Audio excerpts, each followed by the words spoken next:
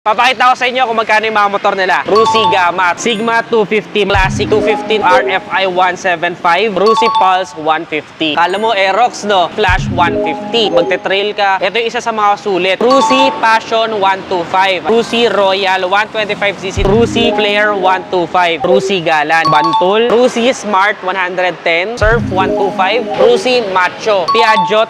Good day sa inyo, NSS. Napakarami nag-request. Paano daw yung mga konti lang ang budget pero gusto magkaroon ng motor. Nandito tayo ngayon sa Rusi. Papakita ko sa inyo kung magkano yung mga motor nila. Pasok tayo sa loob. Tara! Syempre, sports bike. Napakalakas na dating, no? Sobrang pogi nito pag sumakay ka dito. Ito yung tinatawag nila na Rusi Gama 200cc. Naka-sports bike ka na. Ang presyo, 64,500 lang. May uuwi mo na. Halos ka presyo lang ng mga sporty, di ba? Pagka-down payment ka lang ng 8,000 and then magmamati ka for 3 years ng 2,700 pesos. May ganito ka nakapogi na motor. Itong isang to, NSS, naka-disc brake sa unahan, naka-disc brake sa likod, naka-projector lamps na rin tayo dito, tapos sequential na LED, yung mga ilaw, malaking fuel tank, panalo, di ba? Syempre, kung bitin ka dun sa 200cc, may 250cc pa yan. Ito naman yung Sigma 250, mas brusco, mas matulin, syempre, mas malakas ang dating. Ang presyo naman nito is 93,000 pesos. So gusto mo naman mag-installment, magda-down payment ka lang ng 10K, may uuwi mo na to, and then magmamati ka for 3 years ng 3,665. Ganda nito, isang sports bike ka na dito. Inverted shocks na rin tayo, tas disc brake, harap at likod. Napakalaki ng fuel tank. Goods na goods to for daily use and even sa long rides. Gusto mo naman mala action star, Coco Martin, Jericho Rosales ang datingan. Yung mga classic at retro bikes. Itong isang to FI na. Ito yung classic 250 nila. Yung FI version ngayon, ang SRP is 96,000 pesos. Sobrang benta nito at napakalaki din ng community nito. So pagdating sa reliability, maaasahan na rin itong isang to. Kung gusto mo naman mag-installment, magda-down payment ka lang ng 12,000 and then magmamati ka for 3 years ng 3,700 pesos. Naka-double disc brake sa unahan, naka-disc brake sa likod, napakaganda ng ilaw, digital meter panel, naked handlebar. Ang ganda rin ng turn signals niya, may grills, dual sport tires pa. Malaki din yung gas tank niya. Sa presyong yan, panalong-panalo ng motorsiklo na to. Kung Maxi Scoot naman ang gusto ninyo kasi yun ay mausong-uso ngayon katapat ng mga NMAX, PCX, even ADV. Ito yung isa sa mga pinakamabenta nila, yung RFI 175, 175cc tapos FI, naka-fully digital na meter panel. Keyless na rin po itong isang ito. And of course, disc brake, harap at likod. At napaka-komportable din dalhin. Ang presyo, 97,000 pesos lang. Napaka-competitive talaga compared doon sa ating mga pangkaraniwang ginagamit na. Pero yung feeling niya, masasabi kong satisfying na rin. Kung gusto mo naman installment, down payment ka lang ng 10K, may uuwi mo na. And then magmamati ka for 3 years ng 4,005 pesos. Kung gusto mo na mas mura pero Maxi Scoot feels, eto pa yung isa. Sabi ng videographer ko, Baby NMAX daw. 150cc siya at napakaliit lang niya. Ito yung Rusi Pulse 150. Ang presyo, mas mababa pa sa RFI. 82,000 pesos lang sa'yo na tong motor na ito. Kung gusto mo naman ng installment, pagka-down payment ka lang ng 5,000 pesos, may uuwi mo na. And then magmamati ka for 3 years ng 3,590. May iba't iba pang kulay. Pero sa akin, super elegant tong black. Disc brake na rin sa unahan. Napakalapad ng seat and malaki yung seat storage. Naka-naked handlebar na rin. Maporma talaga. Speaking of maporma, kala mo Aerox, no? May Aerox looking ka na pero masiguradong mas mura. Naka-disc brake na rin sa unahan. Naka-dual pot caliper pa. May protection din para sa kanyang suspension. Tubeless tires tapos two-toned alloy pa. Only 65,000 pesos. Halos kalahati lang ng totoong Aerox. Gusto mo naman mag-installment? 5K lang, may uuwi mo na to. Tapos magmamonthly ka for 3 years ng 2,685 pesos. May orange, may blue, matte black, may iba't iba pa yung kulay. So alin doon ang favorite color nyo? Comment nyo nga sa ibaba. Isa pang maporma. Ito naman, parang sniper lookalike naman to. Ito yung Flash 150. FI na rin po siya, naka semi-digital na meter panel. Disc brake sa unahan, disc brake din sa likod. Tubeless tires na rin, and of course, manual transmission, kagaya ng gusto ng iilan sa atin. Ang presyo, 73,500 pesos. Kung gusto mo naman mag-installment, down payment ka lang ng 6,000 pesos and then magbamonthly ka ng 3,270 for 3 years. Ito, napakadami naghahanap sa akin ito, Nedises. Kung gusto mo mag-off-road, tapos nangihinayang ka sa mga mamahaling motorsiklo, magte-trail ka, ito yung isa sa mga sulit. Tapos built siya pang off-road, naka-digital na meter panel, naked handlebar, naka-dual sport tires, mataas, ground clearance, disc brake sa unahan, disc brake sa likuran, naka-clutch transmission tayo, napakalaki rin ng fuel tank. Talagang pag tinignan mo to, alam mo talagang kayang sumabak sa off-road. Sturdy yung kanyang feels. 64,000 pesos lang. Kung gusto mo naman mag-installment, magka-down payment ka lang ng 5,000 pesos, may uwi mo na to. Then magmamonthly ka for 3 years ng 2,945. Pwede ka nang off-road. sulit na yan kung doon mo gagamitin. Ganda, no? Siyempre, meron din tayo mga maliliit na scooters at mga 125cc for daily use. Ang ganda sa kanya, mas compact siya, mas maliit, mas madaling isingit sa traffic, mas hindi nakakapagod i-drive, and good for beginners. Ito nga yung Rusi Passion 125. Ayan dyan, may iba't ibang kulay pa yan. And mas affordable siya for only a price point of 50,000 pesos. Kung gusto naman mag-installment, mag-down payment ka lang ng 2,000 pesos. 2,000 may uuwi mo na to. Then magmamatic ka for 3 years ng 2,380. O diba? Sulit na. Ito medyo malapit sa puso ko kasi kamukha nito yung Mio Soul i125 ko. Yung isa sa mga first motorcycle natin na brand new na nagamit. Ito na nga yung Rusi Royal 125cc din siya. Mas malaki siya na konti compared dun sa Passion kanina. Very compact din siya. May seat storage, upuan niya, malambot din siya, and good for daily drive or even long ride. Actually, mas mura pa to compared dun sa kanina kahit na medyo mas malaki siya ng konti. It's only 46,000 pesos. May iuwi mo na to sa down payment na 2,000 pesos lang din, and then magmamatic ka for 3 years ng 2,235. Syempre, kung may kalukalike ang Mio, may kalukalike din of course at pantapat doon sa pinakamabentang 125cc, yung Honda Click. Ito na nga yung Rusi Flare 125. Yung kanyang meter panel kapares sa version 1 na Honda Click. Disc brake sa unahan, drum brake sa likod. Pati yung mga handle grips niya is kamukha din sa Honda Click of course. May built-in na rin na tire hugger para doon sa likuran, kaya very neat yung design niya. Iba't iba pa din kulay nito. Malawak din ang upuan at meron ding seat storage. Ang presyo, only 55,000 pesos. Kung gusto mo naman mag-installment, pagda-down payment ka lang ng 3,000 pesos lang, may uuwi mo na to. And then magmamatic ka for 3 years ng 2,505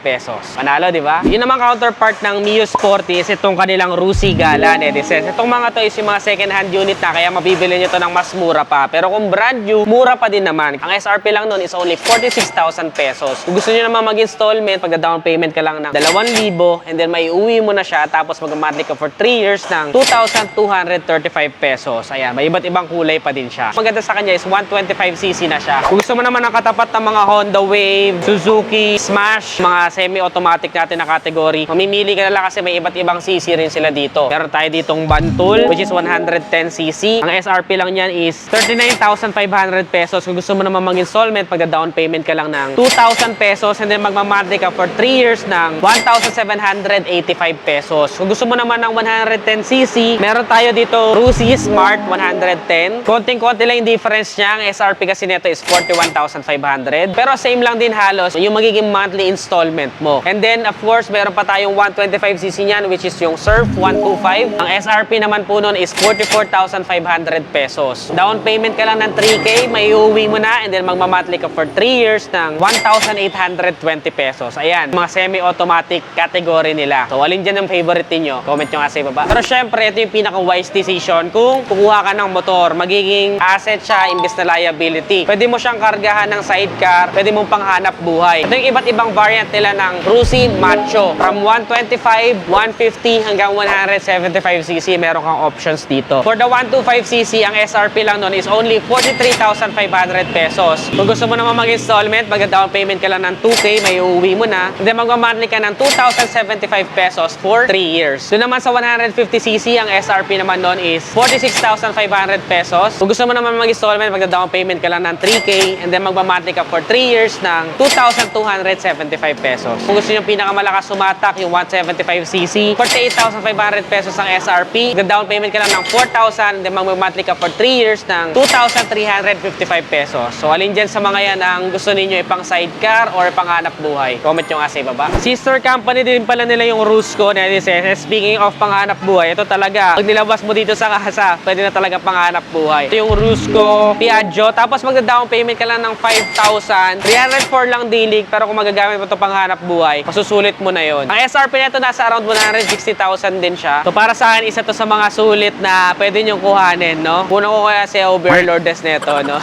Panalo din to. Sa Tagaytay, puro ganito eh. Kaya-kaya nito sa mga ahonan eh. At ayun na nga, mga presyo ng mga Rusi motorcycle series. Nakakatuwa yung Rusi. Talaga nagbigay sila ng mga affordable para sa ating mga regular na empleyado na medyo sapat lang yung kinikita at gusto talaga magkaroon ng sarili nilang pundar na motorsiklo. Marami kasi nagsasabi sa inyo, hindi na ako nagpa-vlog ng Rusi. Before pa man nagpa-vlog na ako ng Rusi, gusto nyo, bigyan pa natin ng full review. Walin man yung inyong pinaka-request, i-comment nyo lang sa ibaba. Kung gusto nyo puntahan ito, personally, visit lang kayo dito sa Rusi, Canlalay, Binyan, Laguna. Saang branch nyo pa gusto kong mag-canvas sa mga updated price ng motorcycle for this year, i-comment nyo lang din sa ibaba. Kung nagustuhan mo to, don't forget to give this video a thumbs up, subscribe, subscribe. Again, this is Adriano. Always keep it cool and ride safe always. Bye-bye.